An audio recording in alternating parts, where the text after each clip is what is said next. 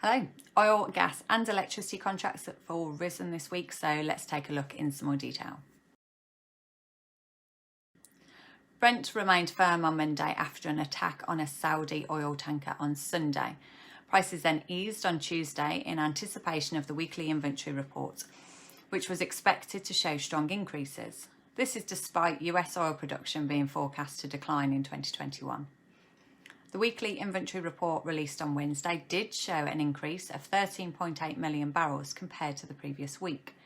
This means that stocks are now about 6% above the 5-year average for this time of year. As a result, prices initially eased. However, prices did start to turn upwards towards the close of the session. Prices climbed on Thursday, largely driven by expectations that oil demand will return. Front-month Brent gained 74 cents to close at $69.3 per barrel. That's up $0.31 per barrel compared to last Friday. All contracts were bearish on Monday thanks to a number of directing factors. Additional LNG supplies forecast to arrive in the UK, higher wind generation, and also maintenance on Norwegian pipelines, which has hindered deliveries. This is expected to be completed. All of Monday's losses were, however, reversed on Tuesday. Outages on some Norwegian facilities were actually extended, and forecasts of gale force winds put doubt on the LNG cargoes being able to arrive safely in the UK.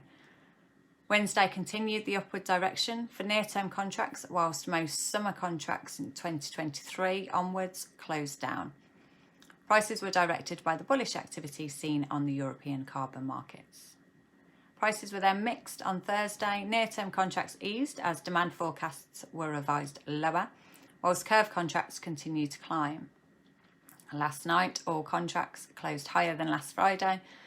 Front-month contracts rose between 6 and 8%, and curve contracts rose between 1 and 2%.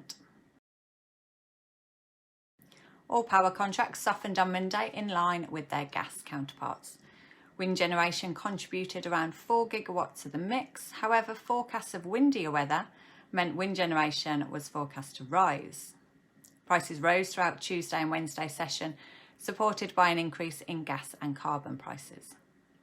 There was no let-up on Thursday as prices continued to rise, despite some losses being seen in gas. Wind generation rose to contribute nearly 10 gigawatts. However, prices were pushed upwards as carbon reached new highs and temperatures were forecast to drop. Last night, all curve power contracts closed higher than last Friday. Summer 21 gained 8%, whilst winter 21 gained 6%. You can download the full version of this report from our website. Thanks for watching. See you next week.